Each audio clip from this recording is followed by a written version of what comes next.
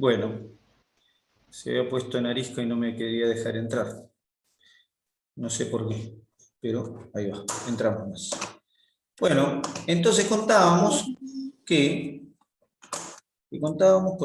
cómo era el tema de la respuesta y cómo nos dejaba inmunidad de memoria, tanto celular como moral.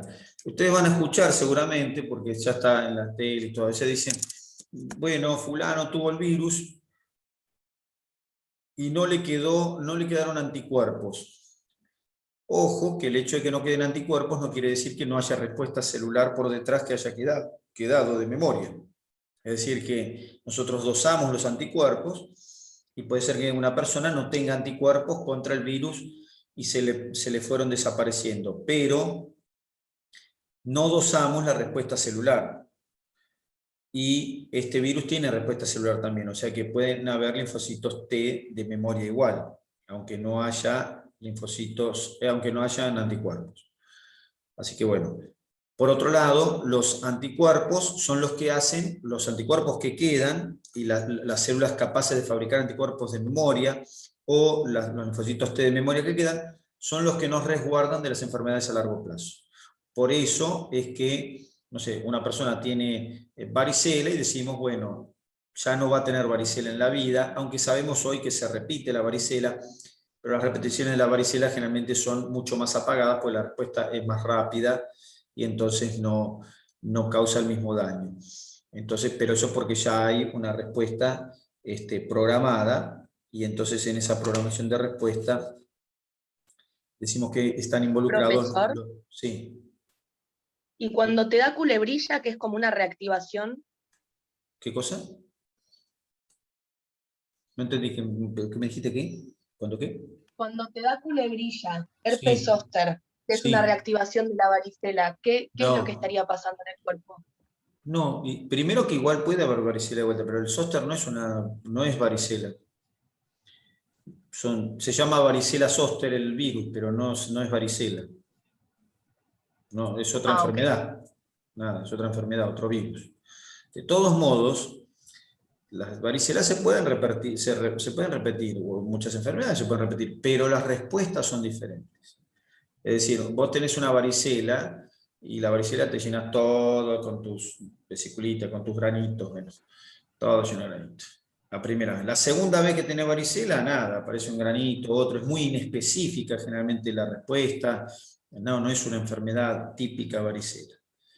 Entonces, bueno, son enfermedades que, bueno, se pueden tener, pero en general cuando tenemos anticuerpos o cuando tenemos respuesta de memoria guardada, las enfermedades son más leves. Y eso es lo que buscamos con la vacunación. Y ahora les cuento eso, una palabrita. Ahora les cuento esto. Entonces, una vez que hemos visto esto, les digo lo siguiente. Lo que les mostraba acá, perdón, así ya está. Esto que les mostraba acá era un macrófago comiéndose algunas bacterias, pero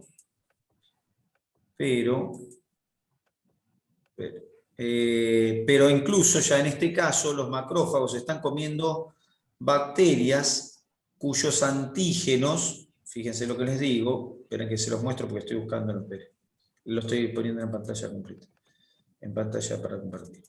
Ahí está. En este caso, estamos viendo bacterias que están pintadas de marrón, cuyos antígenos, que están pintados en rojo, ya han sido reconocidos por ¿quiénes? Por la bacteria. ¿Cómo? Repito, acá hay macrófagos que están comiendo bacterias cuyos antígenos ya han sido reconocidos por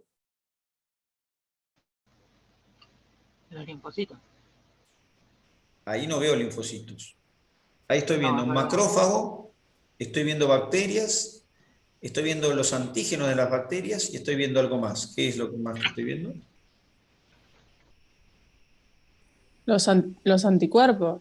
Los anticuerpos. Y ahí está perfecto que está el dibujo mostrando los anticuerpos unidos a las moléculas de bacterias. Fíjense cómo esto, imaginemos primero sin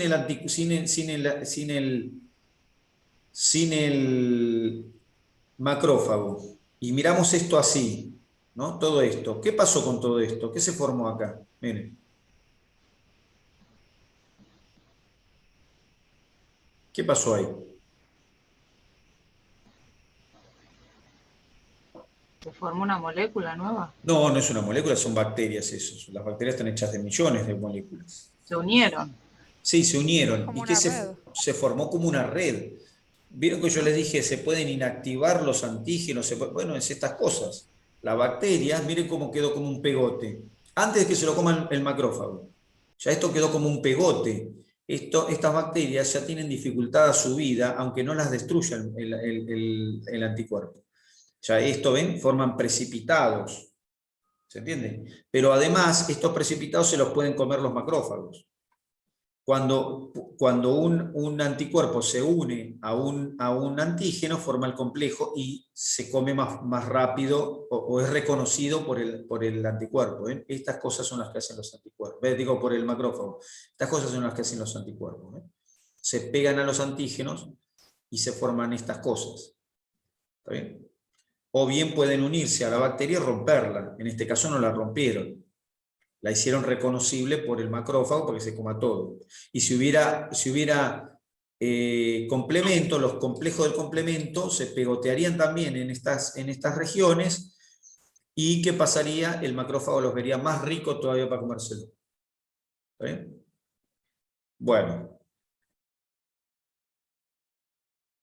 esta es una molécula de complejo mayor de histocompatibilidad. Bueno, acá esto lo que muestra es cómo un antígeno, que es esto chiquitito del virus, esto rojito, la puntita de roja, cuando es comida por una célula diseucariota, que son macrófagos, en este caso, célula diseucariota es macrófago, y el macrófago se hace presentador, ¿ven? Que presenta ahí el triangulito, que se lo sacó a ¿quién? Se lo sacó al virus, de acá, ¿ven?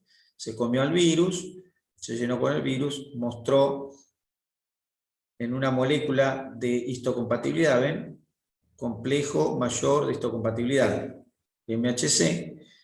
El complejo mayor de histocompatibilidad le expresa al linfocito T, que tiene un receptor para eso, le expresa la moleculita y el linfocito T se une y se activa, ¿ven? Activación y proliferación y diferenciación de las T.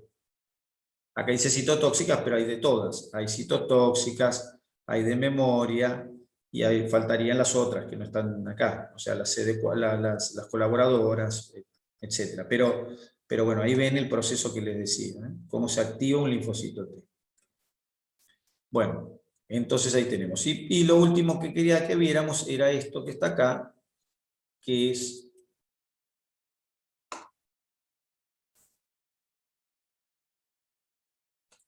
Ahí está. Bueno, entonces tenemos dos tipos de inmunidad.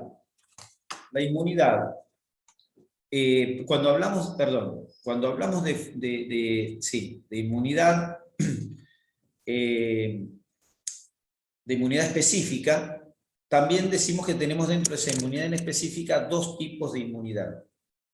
¿Ven? La inmunidad innata y la adquirida. La innata es aquella con la que nacemos, es decir, ya nacemos con un sistema de defensa específico para miles de antígenos que están en el ambiente, sueltos o unidos a gérmenes. Por ejemplo, la aftosa, ¿qué es la aftosa? Es una enfermedad que tienen ¿quiénes? Las vacas. Las vacas tienen aftosa, ¿no es cierto? Los bovinos suelen tener aftosa. El moquillo es una enfermedad que tiene ¿quién? Perros. Perros. Sí, las vacas, pero las vacas no nos afecta tanto como a los perros. Los perros, la vaca puede tener moquillo, pero los afecta más a los perros. Bueno, a nosotros nos afecta la aftosa o el moquillo, nos enfermamos nosotros los humanos de aftosa o moquillo. Hasta el día de hoy no nos vacunamos para aftosa y moquillo. A los perros y a las vacas sí, pero nosotros no nos vacunamos. ¿Por qué? Porque ya tenemos inmunidad. Nuestro cuerpo ya reconoce como ajeno desde que nacimos aftosa y moquillo y ya tiene células como para defenderse de eso. ¿Está bien? Inmunidad, entonces, específica, innata. Ya nacimos con esa inmunidad. ¿Está bien? Bien. Luego tenemos la inmunidad, dentro de esta inmunidad específica, la inmunidad adquirida. Adquirida es la inmunidad que vamos adquiriendo a lo largo de la vida. Es decir, nos vamos haciendo inmunes a distintas moléculas. La inmunidad adquirida puede ser natural, que es espontánea, ¿está bien? Y si no, puede ser artificial. Ahí vamos a ver. En la natural puede ser activa o pasiva. ¿Qué quiere decir? Tengo inmunidad que yo nací cuando era chiquito y no tenía. Naturalmente adquirí respuesta de linfocito T o de anticuerpos. ¿Cómo es que empecé a fabricar anticuerpos linfocitos T contra algo? Bueno, puede ser que haya tenido una infección padecida. A eso le llamo inmunidad natural activa. Tuve sarampión, fabrico respuesta contra sarampión, me queda inmunidad contra el sarampión. ¿Está bien? Es una inmunidad activa contra una infección, espontánea o natural, porque no hubo nadie que me la indujera, sino que me pesqué el virus en la calle. Y fue adquirida porque no nací con ella. Luego tengo la pasiva por anticuerpos recibidos. ¿Quién me puede dar anticuerpos? ¿Quién puede darle anticuerpos a otra persona de forma natural? La madre. La mamá. La mamá le puede dar anticuerpos al bebé. ¿Ve? A través de la placenta, antes del nacimiento o durante el nacimiento, o a través de la leche cuando el bebé toma la leche. Le está dando anticuerpos ya fabricados al bebé para que se defienda. ¿Está bien? Entonces, inmunidad pasiva, natural y adquirida. Es pasiva porque no la fabricó el bebé al anticuerpo, se lo dio la mamá. ¿Está bien? Activa es que lo fabricó el bebé o lo fabricó la persona. Pasiva es que recibió ya el anticuerpo. ¿Está bien? Y luego tenemos la inmunidad artificial. La mayoría de nuestras inmunidades son activas naturales. Es decir, a veces, la mayoría de las veces no nos damos cuenta cuando estamos fabricando anticuerpos, y otras veces sí nos damos cuenta. Cuando nos damos cuenta le llamamos enfermedad. ¿Se entiende? Porque hay algo que está, un suceso que está mostrando que algo está pasando. Bueno, durante ese suceso se fabrican anticuerpos. Eso le llamamos enfermedad. Bien, y cuando es pasiva, entonces, porque acá dice infecciones padecidas, perdón, para activa, pero podría no ser una infección. Podríamos tener inmunidad activa, natural o espontánea, adquirida contra, por ejemplo, el polen, que sería fabricar una respuesta contra el polen. No era una infección, era natural y era adquirido. Bien, en lo artificial, ahí ya, que también tenemos activa y pasiva, ahí ya interviene, es artificial, interviene la mano del hombre. ¿Está bien? Entonces, artificial, inducida o provocada, puede ser activa cuando exponemos a alguien a antígenos. ¿Está bien? Exponemos a alguien a un antígeno y esa persona cree que está enfermándose con algo, no es que cree, el cuerpo reconoce algo y fabrica una respuesta contra eso. ¿Está bien? Fabrica una respuesta contra eso. Entonces, exposición a antígenos. ¿Cómo se llama la exposición a antígenos? Las vacunas. Vacuna. Así se llama. Vacuna. ¿Está bien? La vacuna. La vacuna es una exposición a un antígeno. El antígeno puede estar pegado en una cubierta de un microorganismo muerto, puede estar pegado en un microorganismo inactivado, o puede estar suelto el antígeno. ¿Está bien? Son las distintas formas en que ponemos antígenos en las personas. Nos pinchan y nos dan el antígeno, o nos dan el antígeno suelto, o el antígeno pegado a una cubierta de algo que está muy atenuado, o nos dan pegado a una cubierta algo que está muerto. ¿Está bien? Las vacunas. Y por último, la artificial pasiva hace referencia a sueros y globulinas. Es decir, son sueros y globulinas. Globulinas son proteínas, son en realidad inmunoglobulinas. Son sueros, y se dice globulinas, son sueros que contienen globulinas.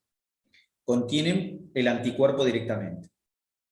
¿Está bien? Ya tienen el anticuerpo. Es muy conocido una gamma globulina que se da. Hay una gamma globulina muy conocida que todos conocen, que se da, que todo el mundo en algún momento de la vida, no sé si todo el mundo, pero mucha gente en algún momento de la vida ha recibido esa gamma globulina. ¿Una gamma globulina contra qué?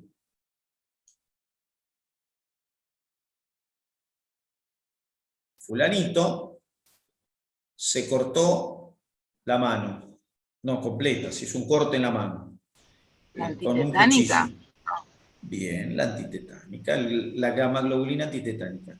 La antitetánica es una vacuna como cualquier otra en la que uno se expone a antígenos. Por ejemplo, cuando ustedes le dan la triple bacteriana, la triple, a los 2, 4, 6, 18 meses y 6 años, en esa triple viene difteria, pertussis, tétanos, o sea, viene tétanos, viene el antígeno tetánico, el antígeno. Entonces fabricamos anticuerpos, nosotros, vacuna.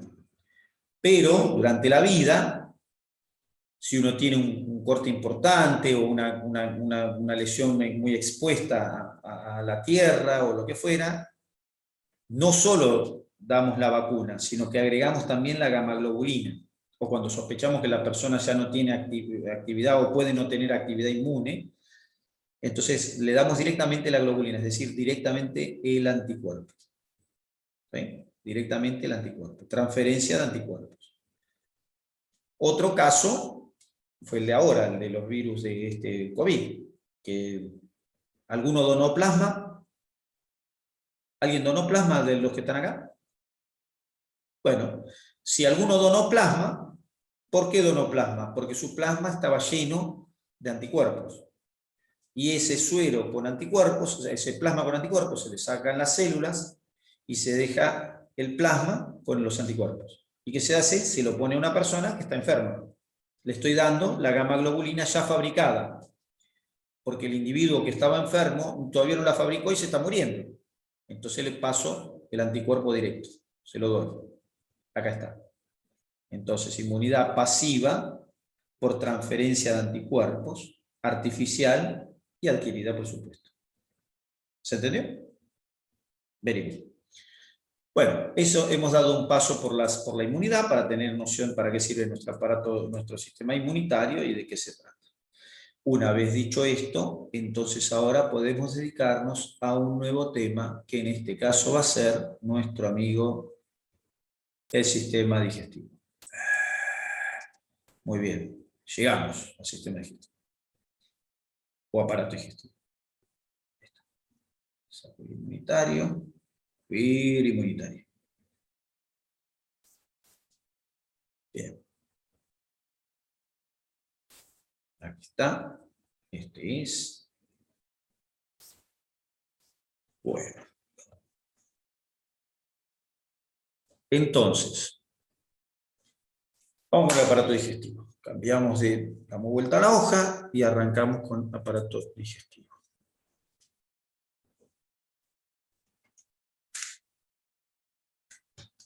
Bien. No estábamos en las paredes abdominales, vamos con el aparato digestivo. Bueno, desde el punto de vista fisiológico, bueno, el aparato digestivo ya sabemos para qué sirve, que es un aparato constituido por distintos órganos, cuya función más estudiada y a la que vamos a dar más importancia, consiste en degradar los alimentos y absorberlos. de eso trabaja el aparato digestivo. Hoy sabemos que el aparato digestivo cumple otras funciones neuroendocrinas. ¿Está bien? Pero nosotros vamos a hacer menos hincapié en eso porque eso todo está en estudio. Hay muchas cosas, incluso nuevas hoy en día, que nada, todavía de hecho no están en los libros de fisiología, porque son estudios, pero que son muy interesantes acerca de la regulación neuroendocrina de nuestro sistema digestivo, de actividades del cuerpo. Pero nosotros vamos a hacer hincapié por ahora, porque a ustedes les tocó cursar este año, si les tocara en el 2027, capaz que estamos hablando de otros temas también. Pero ahora hacemos hincapié en la función de degradación y de absorción de alimentos. Bien, entonces esa es la función básica del tubo digestivo. Para poder llevar a cabo esto, entonces, para poder llevar a cabo este proceso, hay una serie de órganos que tienen diversas funciones. ¿Está bien? Bien. Lógicamente, el trabajo básico del tubo digestivo consiste en que una estructura externa al organismo y de un volumen y de una complejidad molecular determinada termine en nuestro intestino convertido en moléculas pequeñas que tengan la capacidad de atravesar una capa celular. Si uno agarra un pan entero, así como está un pan, ¿no? O agarra una miga de pan, ¿no es cierto? Uno agarra una miga de pan y la mete hasta el intestino directamente, así como está, la miga de pan, la lleva hasta el intestino. La miga de pan toca las paredes del intestino, pero nada, la miga de pan sigue camino, porque es una estructura muy grande y muy compleja desde el punto de vista bioquímico, como para que pueda atravesar una barrera celular. Así como está la miga de pan, no puede atravesar ninguna barrera celular. No solo porque la barrera celular no se lo permita, sino porque la molécula ni siquiera tiene el tamaño para pasar. No puede pasar. Bueno. Entonces, lo que hace el tubo digestivo es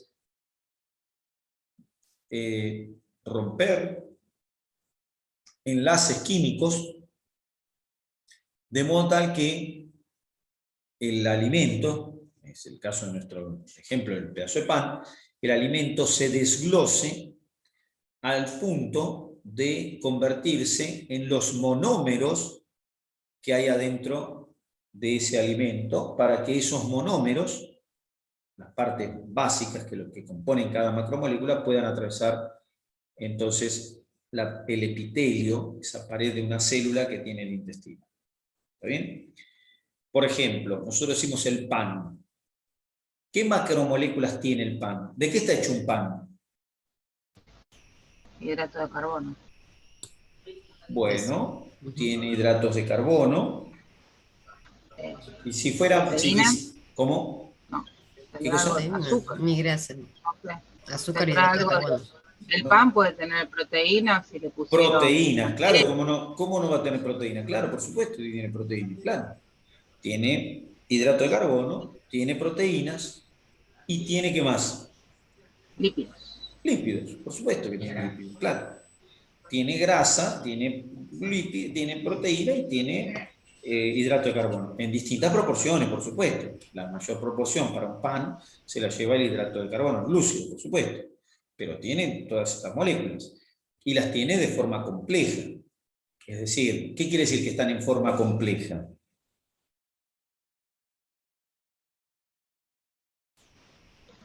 ¿Qué es si hablo Tiene de...? muchos monómeros. ¿Cómo? Que tiene muchos monómeros. Los compuestos que están formando parte de esa sustancia tienen muchos monómeros. Eso es complejo. Un hidrato de carbono complejo, ¿cuál sería un ejemplo de un hidrato de carbono complejo?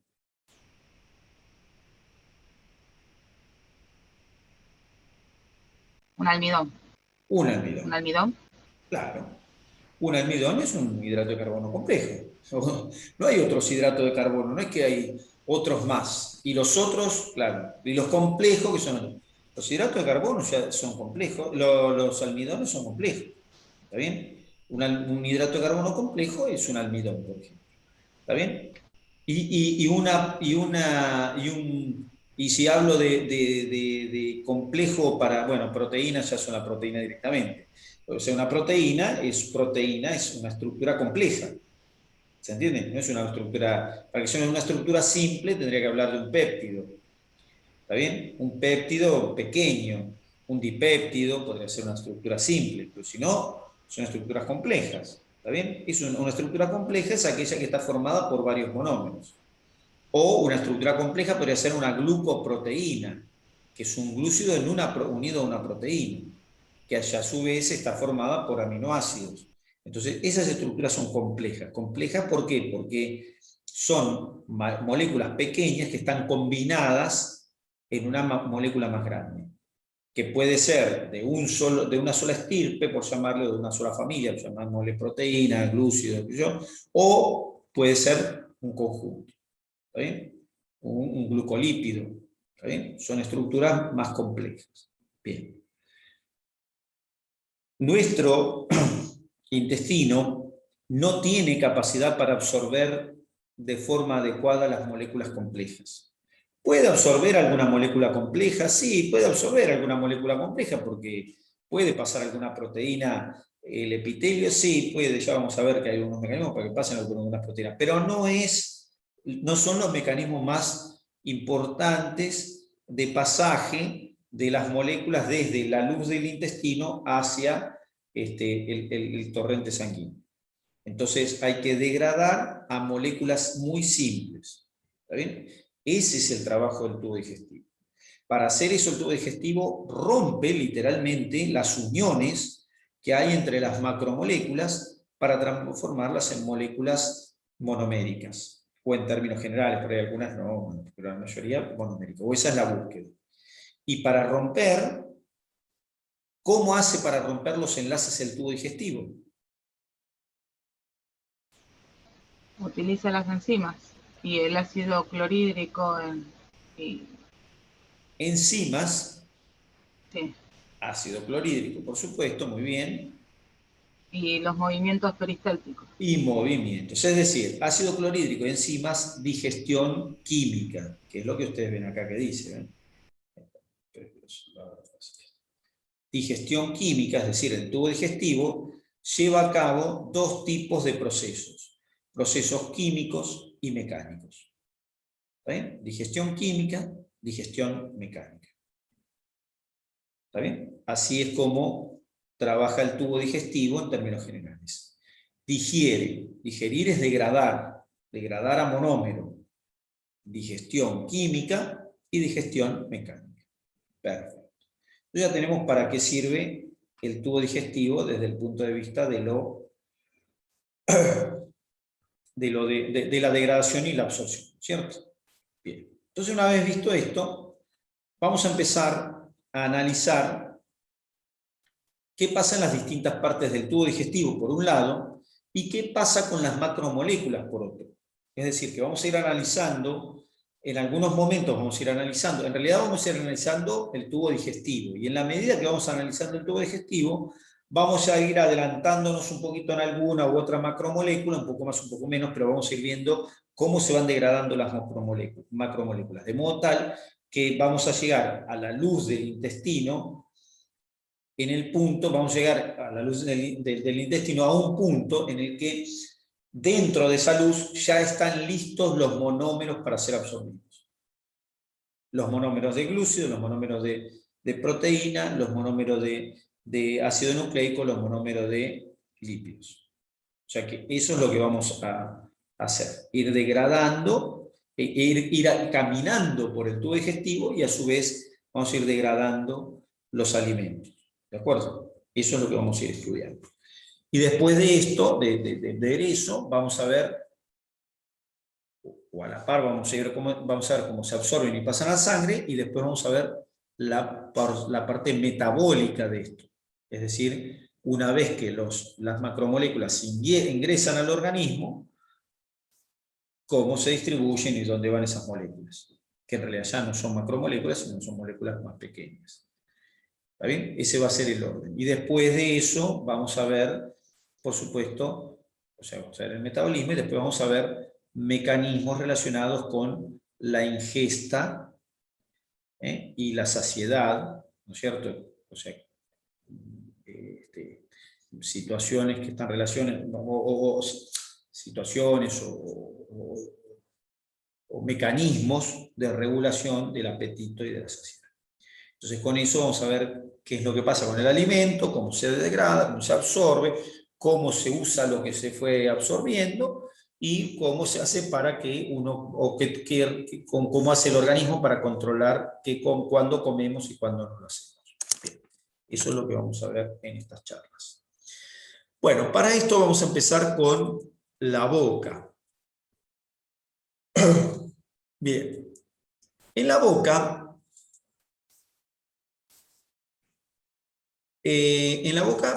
van a ingresar los alimentos. Van a ingresar los alimentos como estructuras macromoleculares de tamaño diverso.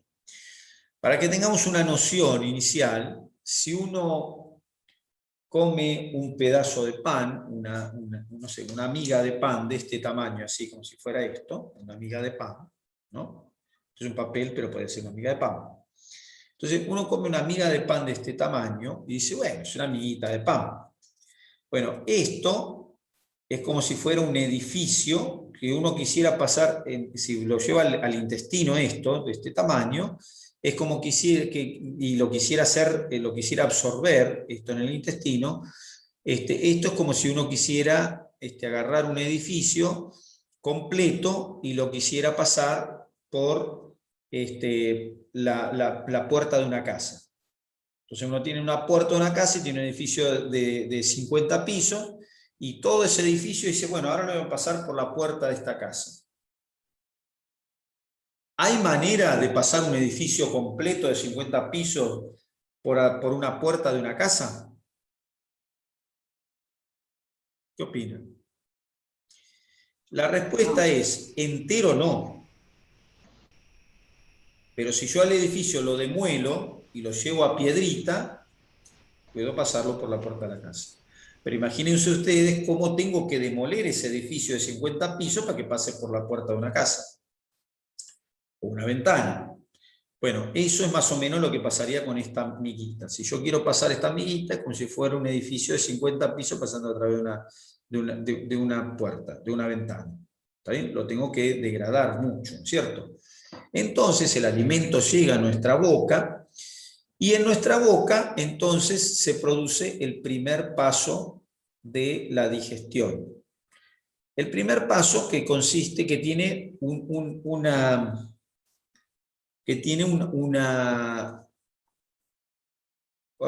primer paso que tiene un doble mecanismo. Tiene el mecanismo mecánico y el mecanismo químico. ¿Está bien? Mecanismo mecánico, mecanismo químico. En la boca tenemos unas estructuras que llamamos dientes, ¿no es cierto? Los dientes son piezas óseas especializadas. Los dientes están articulados, están insertos en unas cavidades que son las cavidades celulares, y de este modo están articulados con el maxilar inferior y con el maxilar superior. Eso ya lo sabemos. Ahora, lo que viene es, ¿para qué sirven los dientes? Bueno, los dientes sirven para masticar.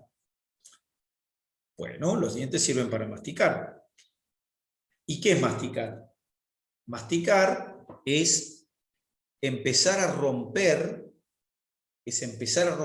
las estructuras macroscópicas, ¿sí?, que ponemos en nuestra boca, le hace un pedazo de pan, un pedazo de carne, un pedazo de lo que fuera,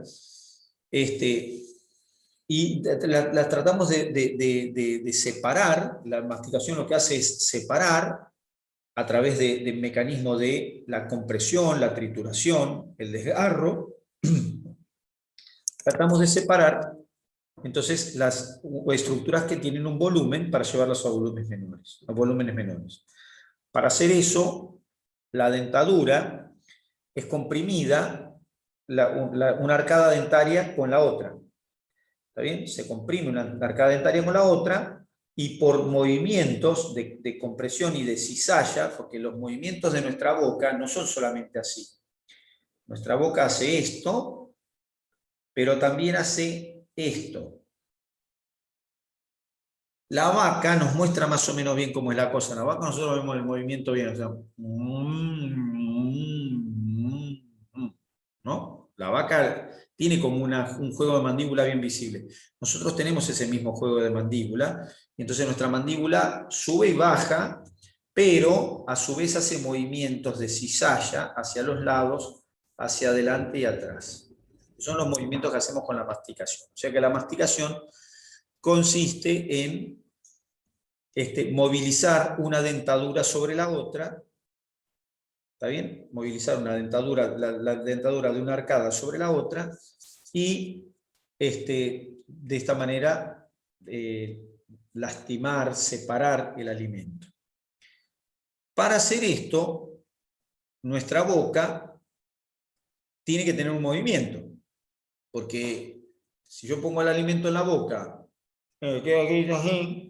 obviamente no va a hacer nada. ¿No es cierto? No va a pasar nada. Yo meto el alimento y lo dejo ahí. ¿Qué estás esperando? ¿Que se mastique solo? ¿Qué sé yo? No, necesito realizar un movimiento. El único hueso que se mueve en nuestra cabeza, excepto los huesecillos del oído, el único hueso que se mueve es el maxilar inferior o mandíbula. Los demás huesos no se mueven. Por lo tanto, la masticación va a consistir en el movimiento de la mandíbula o maxilar inferior. Es la mandíbula o maxilar inferior lo que se va a mover para generar esos movimientos de compresión y de deslizamiento o cizalla entre los dientes. Es decir, la dentadura de la arcada inferior va a ser la que se eleva para acercarse a la arcada superior. Para hacer eso se necesitan músculos. Los músculos que hacen los movimientos de la masticación se llaman justamente músculos de la masticación. Y son 4 los músculos de la masticación. Son 4. Eso los voy a hablar en anatomía también, porque eso no los mencionamos el otro día, pero ahora los menciono acá. Los músculos de la masticación son 4. Acá los estoy viendo. El músculo temporal, que es este que está acá. Profe, perdón, ¿guardaste la clase anterior? Sí, la guardé. Eso era lo que me estaba deteniendo, por lo que no podía entrar. Porque se estaba terminando, se la guardó mucho más rápido que otras veces, y se estaba terminando de guardar y no me dejaba entrar, no nos dejaba entrar a ninguno. La guardé antes de que entráramos a esta clase.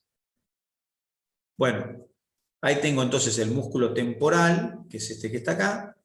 El músculo macetero, que es este que está acá, que dicho sea de paso, es el músculo más potente del cuerpo. ¿Cómo el más potente? Si yo con el cuádriceps puedo patear una pelota de fútbol media cuadra. Bueno, pero lo que pasa es que la potencia se mide en relación a masa por centímetro cuadrado, es decir, fuerza por centímetro cuadrado de masa muscular. Entonces, ahí es donde es el más fuerte este. Bueno, macetero. Y hay animales que, los perros, los cánidos, tienen maceteros muy, muy potentes. Por eso, no sé, una mordedura, y los felinos también. No sé, un tigre agarra un cuello de una cebra y lo agarra y lo destroza el cuello de una cebra con los dientes, con la dentadura, con la mandíbula. Y un cuello de una cebra. Bueno. Entonces tengo el macetero, el temporal, que es ese que está acá, y estos dos que están acá a los costados, que acá los veo de costado. Uno es este que forma una V corta, y el otro es este, que es como una doble cinta, una cinta más gruesa y una más finita. Este es uno, y este es el otro. Acá los veo de nuevo. Acá veo el de la V corta, y acá veo el de la cinta gruesa, y un pedacito de la cinta finita acá. Entonces tengo estos otros dos que se llaman pterigoideos, pero pterigoideos se escribe con P. Entonces es perigoideo, no.